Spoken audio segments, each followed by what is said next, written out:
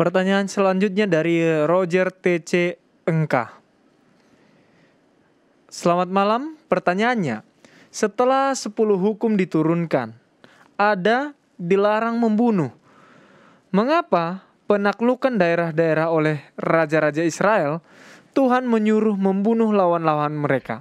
Terima kasih, silakan pendeta. Terima kasih. Tuhan Allah adalah Allah yang Maha Tahu, dan Ia tidak pernah melakukan sesuatu kecuali ada latar belakang tertentu. Apa yang kita lihat di dalam Alkitab adalah apa yang ada pada penghujung suatu cerita. Tetapi permulaan cerita itu, bagaimana perjalanannya hingga tiba pada ujung cerita itu, maka itu kita tidak mengetahui dengan jelas, ya, karena yang dikatakan dalam Alkitab adalah ya apa yang memang ada di situ.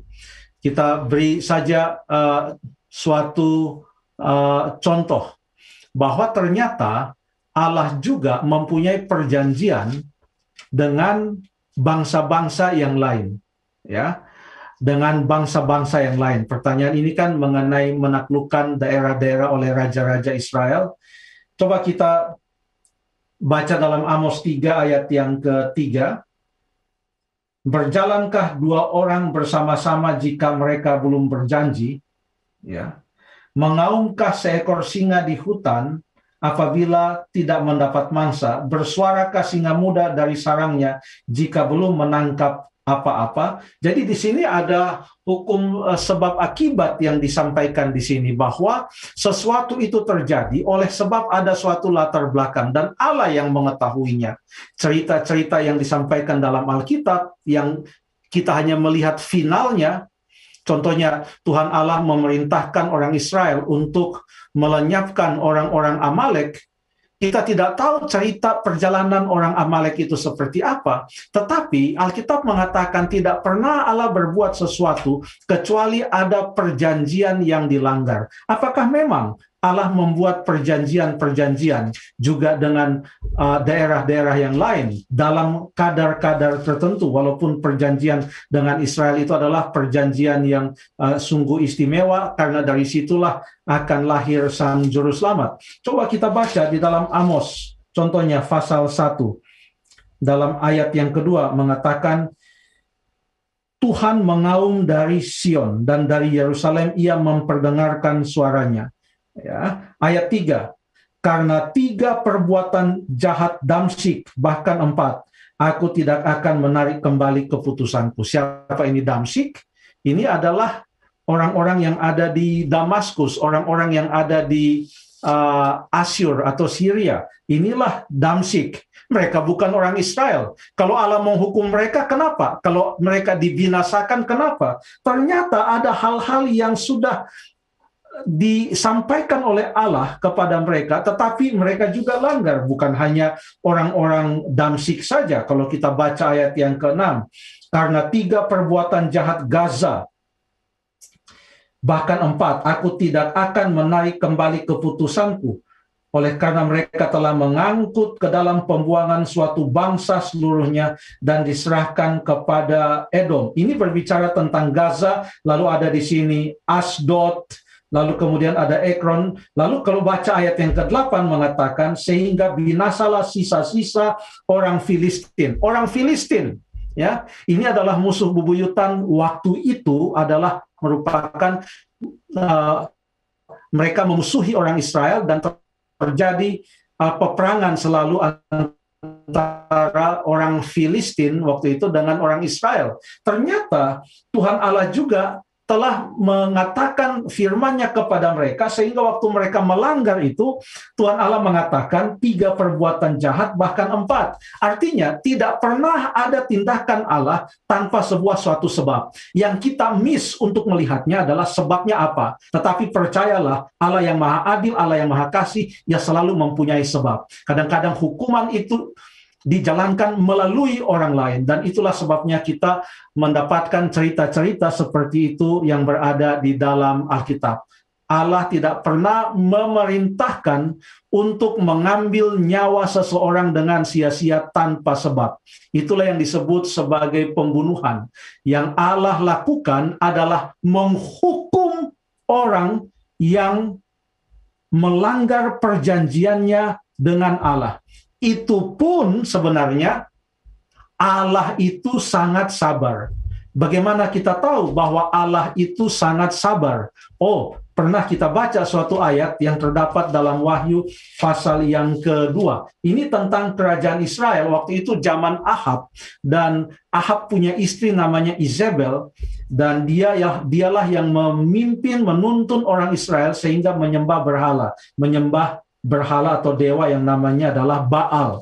Dan di dalam kitab Wahyu, pada waktu pekabaran kepada jemaat Tiatira ini menyinggung tentang cerita Izebel di dalam perjanjian lama, maka ini yang dikatakan dalam Wahyu pasal yang kedua,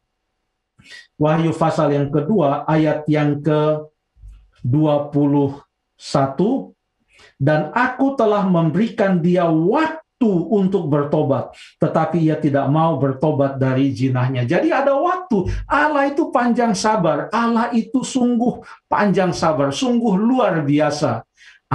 Dan banyak cerita-cerita yang kita lihat itu adalah sudah dia punya final. Tapi berapa lama dan bagaimana semua yang terjadi, pelanggaran-pelanggaran yang dibuat oleh bangsa-bangsa itu yang membuat Allah menghukum mereka, ada banyak yang kita tidak lihat. Yang kita lihat paling jelas adalah orang Israel sendiri. Karena cerita di dalam perjanjian lama itu kan adalah tentang orang Israel. Bagaimana dari suatu keluarga, lalu kemudian punya anak laki-laki 12 orang. Lalu dari situlah suku-suku Israel, mereka ada di Mesir, keluar dari Mesir, sampai di tanah perjanjian. Mereka hidup di sana, lalu kemudian mereka dibuatkan perjanjian dengan Allah supaya mereka mendapatkan berkat. Tapi Allah katakan, kalau kamu tidak hidup menurut perjanjian ini, maka yang datang bukan berkat tetapi kutuk. Dan Israel sering dibiarkan Allah.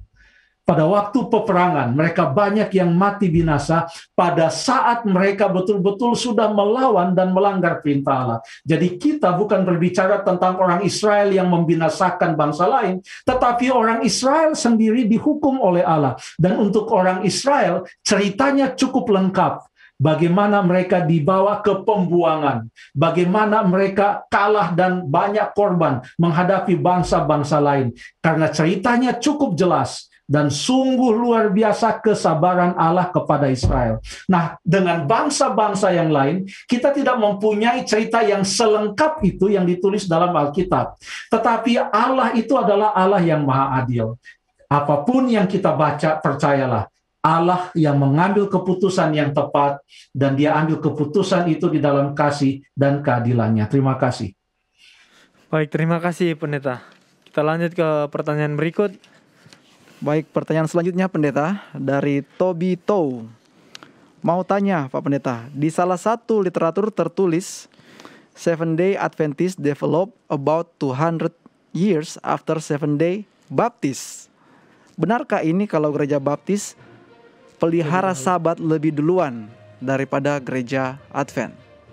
Baiklah, terima kasih. Saya tidak berbicara mengenai sejarah gereja di sini, tapi kita hanya berbicara tentang Alkitab, karena ini kan acara tanya jawab Alkitab malam.